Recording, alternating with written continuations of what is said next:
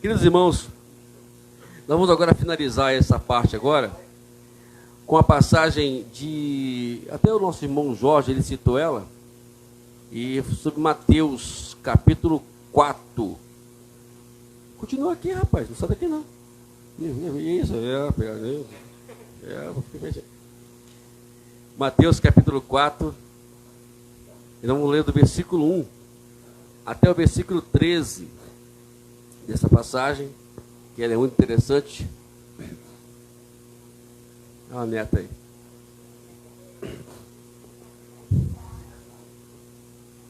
Mateus diz assim, capítulo 4, versículo 1 a 13. A seguir, Jesus foi levado pelo Espírito ao deserto, para ser tentado pelo diabo. Depois de jejuar 40 dias, 40 noites, teve fome. Então o tentador, aproximando-se, disse a Jesus: se você é o Filho de Deus, mande que essas pedras se transformem em pães. Jesus, porém, respondeu: está escrito, o ser humano não viverá só de pão, mas de toda a palavra que procede da boca de Deus. Então o diabo levou Jesus à cidade santa, colocou-o sobre o pináculo do templo e disse: se você é o Filho de Deus, jogue-se daqui, porque está escrito, aos seus anjos ele dará ordens a seu respeito, e eles o sustentarão nas suas mãos, para que você não tropece em alguma pedra. Jesus respondeu: também está escrito, não ponha à prova o Senhor seu Deus. O diabo levou Jesus a um monte muito alto, mostrou-lhe todos os reinos do mundo e a glória deles, e disse: tudo isso lhe darei, se prostrado você me adorar. Jesus então respondeu, lhe ordenou: vai embora, Satanás, porque está escrito, adore o Senhor seu Deus e preste culto somente a Ele. E com isso o diabo deixou Jesus, e eis que vieram os anjos e o serviram. Essa mensagem hoje, juntamente com o que o nosso irmão Jorge pregou aqui no início do culto, nós queremos trazer ela como um tema: encontrando Jesus na Escritura. Encontrar Jesus, né? A gente ouvimos tantas coisas sobre Jesus, né? Ouvimos Jesus por ali, Jesus por aqui. Mas o interessante é que Jesus não está na boca do povo. Tem um ditado aí que, né, irmão Jorge, não é muito legal não, né? Que a voz do povo é a voz de Deus, né? Eu acho que esse negócio está muito bem colocado, não, né? Porque se realmente isso fosse um fato verídico, um fato real, o mundo não estaria no jeito que está. O Brasil não estaria no jeito que está. Não existia a guerra lá da Rússia com a Ucrânia, não existia as impiedades, as maldades que ouvimos todos nessa terra. Mas se nós encontrarmos Jesus dentro das Escrituras, muitas coisas vão mudar na nossa vida. E elas mudam sim. Porque o problema todo é a gente encontrar Jesus num lugar errado. Ele vai ser pregado de uma forma errada, anunciado de uma forma errada. Isso faz com que o Evangelho ele perde um pouquinho daquele teor de autoridade. Porque o Jesus às vezes é pregado de uma forma errada, com egoísmo, com raiva, com ódio, com irresponsabilidades. E as pessoas parecem que olham Jesus como Jesus fosse esse malfeitor mesmo. Os ateus, eles dizem que Jesus, ele é vingativo, porque ele fala que quem não crê vai para o inferno, né? Mas eu queria, até mesmo que se tiver alguém no Facebook que se diz ateu me ouvindo, quero lembrar que Jesus não é vingativo. O inferno não é uma forma de Deus vingar sobre nós. O inferno é para nos advertir, porque ele foi ensinado Jesus ensinou que o inferno foi preparado somente para o diabo e os seus anjos. Nunca na Bíblia você vai encontrar o diabo destinado ao ser humano. Agora, é claro, a responsabilidade de nós irmos para lá ou não é de Deus, é somente do ser humano.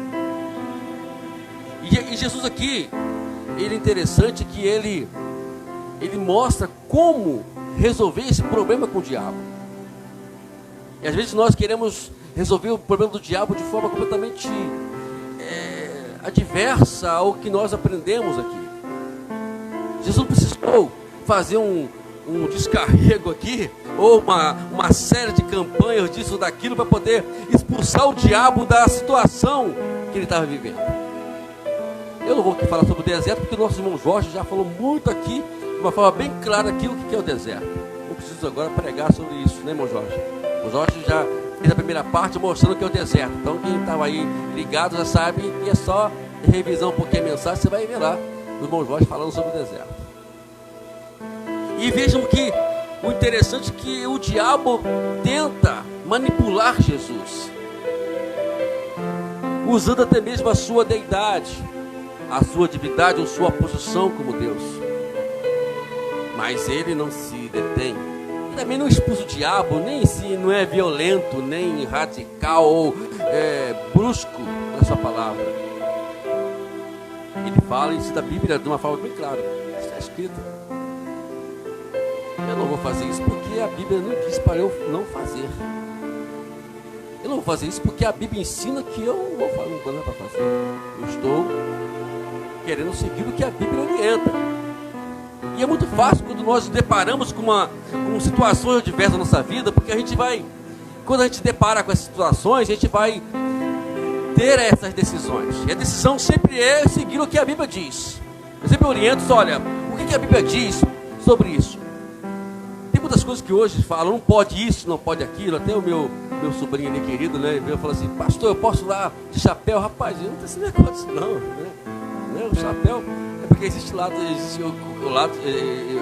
né, que não pode. Chapéu é uma coisa diabólica dentro da igreja, né? Chapéu era para cobrir, né? Eu não preciso de chapéu porque o Silvio precisa, né? O Silvio está precisando usar um chapéuzinho para tapar aquela careca dele. Eu estou chegando lá, Silvio. Mas o interessante é que existe. Mas o que a Bíblia diz sobre isso? Ah, mas eu não posso fazer isso. Mas o que a Bíblia diz sobre isso? Ela orienta ou não fazermos isso? Esses atrás eu estava conversando com um pastor, muito amigo meu. Não vou dizer aqui qual o teor da disciplina ou da doutrina que é a igreja dele, porque ele falou que ele não faz isso. Eu falei assim, olha, aí fiquei quieto, né? Estou ouvindo ele falar. A gente ouve primeiro, né? Aí depois que ele acalmou lá, ele falou que não aceita isso, que não aceita aquilo, que na igreja dele, no ministério dele não vai aceitar isso. Eu falei assim, olha, se nós formos levar isso em conta, tem muitas coisas que a gente vai ter que também não permitir dentro da igreja. Porque a Bíblia também não fala se o teclado é de Deus. A Bíblia fala que ele tem que ter o teclado na igreja. Mas também não diz também que não pode, nem fala assim, nem ensina que não. Mas ele está sendo útil para a glória de Deus. A bateria, antigamente era tambor, né? Aquele pífanos, aquela coisa toda, né? Tamborim, né? Então tem muitas coisas que a gente tem que analisar. O que a Bíblia diz sobre Jesus? Não o que as pessoas falam sobre Jesus. A Bíblia fala que Jesus chegou para os saduceus e disse, olha, vocês erram porque não conhecem a Escritura. Porque os saduceus, nós sabemos que eles não creem na ressurreição. E aí começou a dizer uma historinha para Jesus lá que Jesus, provavelmente, Jesus olhou para eles com aquele ar de riso, né? Assim, realmente não conhece nada, né? E contou uma historinha do Antigo Testamento. Falou assim, olha, está escrito na lei, se a mulher, ela casa com um homem que tem 7 irmãos. E diz a Bíblia que se ela não tiver filhos, ela pode casar com os 7 irmãos. Aí morre um, ela casa com outro irmão. Rapaz, aparecia aquela viúva negra, né? Misericórdia, né? Se eu fosse pai de um desses meus filhos, não casa com ela não, pelo amor de Deus. Não, o caso de Judá lá, né? Né? Então, e o final da história, só, cara, eles perguntaram, e aí no céu, com quem que ela vai ficar? São 7 irmãos, né? Com quem que ela vai ficar? Olha, esse é o problema hoje da sociedade. Eles querem pegar qualquer coisa assim que não tenha nexo e quer colocar dentro de um padrão. Não é assim que funciona. Jesus disse para eles, olha, vocês erram porque vocês não conhecem a Escritura. Israel, ele passou por vários processos e até vai passar ainda mais ainda na tribulação. Por quê? Disse assim, olha, a Bíblia é bem clara, o meu povo é destruído porque não conhece, não me conhece. Se nós pararmos um pouquinho para analisar a nossa própria vida, amados, a gente vai chegar à conclusão que a gente precisa olhar para a Bíblia com mais carinho, com mais apreço, com mais responsabilidade. Porque se nós olharmos para ela com responsabilidade, a gente vai ver que a gente precisa mudar muita coisa ainda na nossa vida.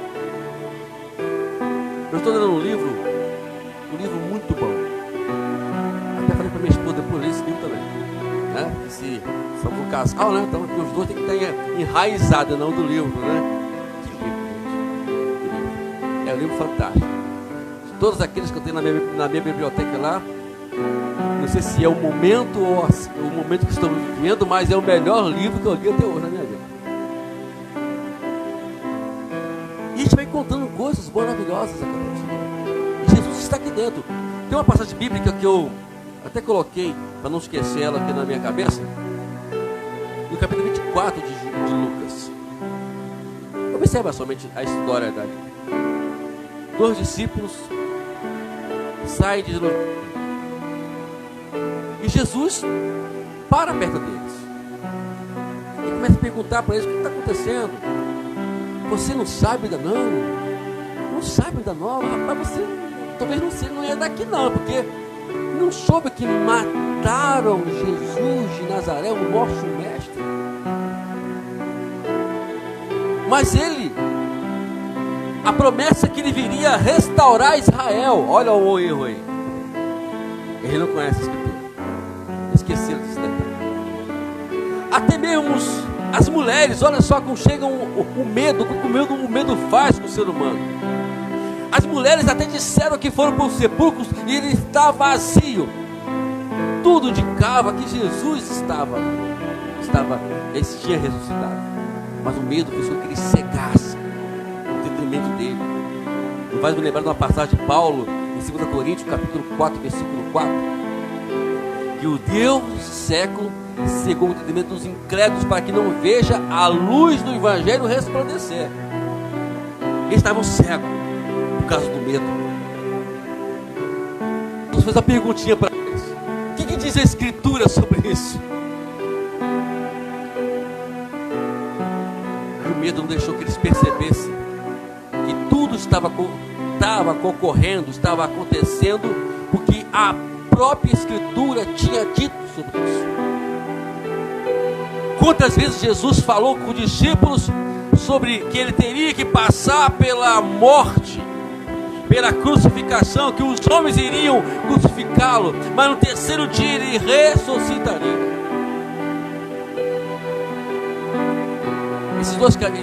Nós condenamos muito esses dois discípulos no caminho de Emaús.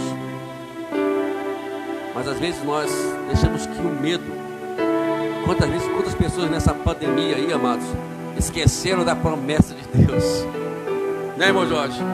Ficaram com medo.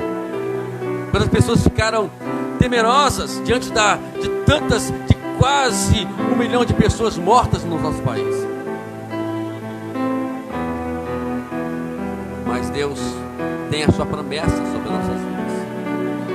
O que está faltando é nós encontrarmos Jesus, não que as pessoas pregam e fora, ou que falam e fora, mas o Jesus que a Bíblia ensina, o Jesus que a qual nos ensinou. Nós temos 3 capítulos que eu falo isso incansavelmente. Acho que é uma repetição sempre que eu faço isso, mas é proposital. Tem 3 capítulos na Bíblia que eles são fundamentais para o nosso crescimento espiritual. Mateus 5, Mateus 6 e Mateus 7. Gente, não tem ideia que esses capítulos podem nos ensinar. É o chamado Sermão da Montanha. Jesus, ele nesse sermão ali, nesses 3 capítulos, ele ensina o que é o viver cristão, na verdade. Ensina coisas que a gente no nosso dia a dia, a gente atropela às vezes com a gente vivendo as adversidades. Oi? E os apóstolos, na verdade, falando sobre esse resumo que o irmão falou agora, os apóstolos, na verdade, eles simplificam tudo isso. As epístolas, na verdade, é simplificando ou resumindo do que Jesus falou no capítulo 5, 6 e 7 de Mateus. Eles não trazem outra doutrina. Eles trazem uma sequência prática, é claro, do que Jesus ensinou lá nesses 3 capítulos. Percebe só. Estude somente, cuidadosamente, as epístolas de Romanos até Judas. Você vai ver que tudo casa dentro daquilo que Jesus ensinou. É por isso que Paulo, ele fala para os Gálatas: olha, se vier outra pessoa, ou até mesmo um anjo, pregar outro evangelho que seja anátema, não aceita, é maldição, não é Deus. O evangelho é esse aqui, não existe outro evangelho. Criam aí outra doutrina, criam outro sistema, criam programas, criam estratégia, criam o que for, mas o que vai sempre prevalecer, que tem que prevalecer, o que a Bíblia diz sobre isso. Por isso que eu usei o exemplo do teclado aqui. Que às vezes nós não entendemos. Pode virar de cambalhota dentro da igreja? Não sei. Se for para a glória de Deus, amém. Eu não faço isso porque eu não consigo fazer isso de maneira alguma. Se fizer isso, na verdade eu não vou conseguir. Se eu for fazer, eu já caí, né? Não sei o Silvio que está aí né? Não sei o Felipe que está na juventude, o Silvio que faz exercício. Não sei o jovem aqui, né? Que está no ímpeto da juventude, né? Tem força. O irmão consegue fazer isso aí? Tem? Então. Mas o interessante disso tudo é saber o que Jesus fala, o que a Bíblia fala que Jesus nos ensinou. É o que prevalece, é isso. É encontrar não dentro das igrejas, é claro que a igreja é fundamental para nosso dia a dia. Sem congregar, não é que a Bíblia ensina, a Bíblia fala que temos que congregar. Mas nós temos que entender que o que prevalece é o que a Bíblia ensina. O que ela fala sobre Jesus. Encontrar Jesus é muito fácil. Tem uma canção antiga, essa aí Silvio deve lembrar. Eu Silvio gosta de lembrar de canções antigas, né? Eu andei pelos vales, né? Não tem uma canção assim? Lembra dela, irmão? Andei pelos vales, pelos bares, ou o que for, procurando Jesus, mas não encontrei. Aí. Eu esqueci essa canção. Você conhece a canção? Conhece? Então depois a gente vai cantar, depois a gente vai tentar cantar ela aqui. Eu lembrei aqui, mas eu lembrei aqui porque o Espírito Santo me fez lembrar dela aqui agora, senão eu não lembrava também não, porque realmente não é meu não. Eu tenho que concordar com ele. Essa canção tem mais de... Não. É Dilson, né? Então, amados, vivemos aqui hoje vivemos um momento muito difícil no nosso dia a dia. Um momento que o mundo, ele a cada dia vai mais se afundando no pecado. Jesus disse uma palavra uma vez que é muito preocupante para no dia de hoje. Ele falou assim lá no Mateus capítulo 24, versículo 12: por multiplicar a iniquidade, o amor de muitos se esfriará. O que faz o amor se esfriar? A essa multiplicação de pecado. essas ideologias que estão criando aí. Nós não estamos aqui para discutir sobre isso, que eu particularmente sou contra discutirmos sobre esses assuntos. A voz que tem que ser dada não é nossa, é do Espírito Santo. Porque é somente Ele que convence o homem do pecado, da justiça e do juízo. Eu particularmente sou contra crentes ficar discutindo sobre isso. Tem um colega nosso que sempre me manda mensagem lá. Esses dias eu mandei aquela mensagem da chamada do culto aqui. E ele mandou mensagem: quem é ele? Eu olhei assim, dei aquela risadinha assim: Jesus, tem misericórdia dele. Não vou nem responder, porque por mais que ele quer me confrontar dizendo quem é ele sabe quem é digno de toda a honra, de toda a glória, de todo louvor, para todo sempre. Jesus, Deus, o Criador dos céus e da terra. Hoje em dia precisamos aprender essas lições. Não deixar que o pecado ele nos venha sobre nós. Tem uma canção também. Se eu trouxe aqui meu livrinho, podia até cantar ela aqui, mas não trouxe meu livrinho. Que fala que às vezes o pecado vem, né, mas ele conclui dizendo: eu escolho Deus. Obrigado pela lembrança. Eu escolho Deus. E nossa escolha tem que ser Deus. Vamos nós encontrar Jesus nas Escrituras. Vamos encontrar Ele aonde Ele quer nos levar. Não permita que uma coisa que chama a atenção, na Bíblia fala lá, não lembro o capítulo agora, não vou lembrar agora o capítulo de Atos dos Apóstolos, que fala que os bereanos eram inteligentes. 17, né? Os bereanos, enquanto Paulo pregava, os bereanos, eles abriam as Escrituras para acompanhar a mensagem de Paulo. E é muito bom que a gente faça isso.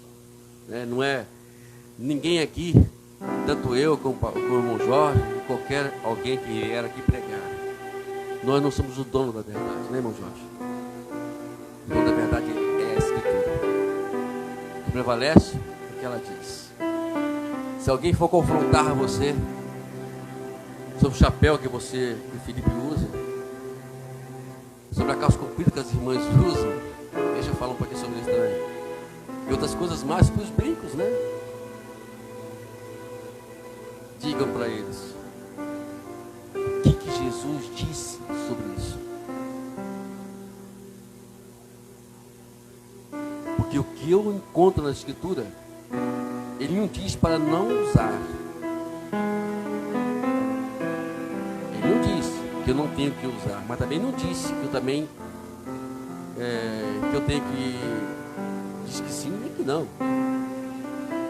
O que vale é que precisamos encontrar Jesus, porque o interessante disso tudo é que Jesus falou para os discípulos antes dele ir para o céu, lá no capítulo 1 de Atos dos Apóstolos. Essa passagem eu amo ela. Fico discutindo, sabe, irmão Jorge, que isso, como é que vai ser o arrebatamento da igreja? Se vai ser antes da grande tribulação, se vai ser depois da grande tribulação. Irmãos, eu praticamente não discuto sobre isso. Eu estou o que Jesus falou. Não compete vocês sabendo os sinais do tempo, mas recebereis o poder que há de vir sobre vocês, o Espírito Santo, e sejam testemunha de Jerusalém, Judeia, Samaria, até os confins da terra.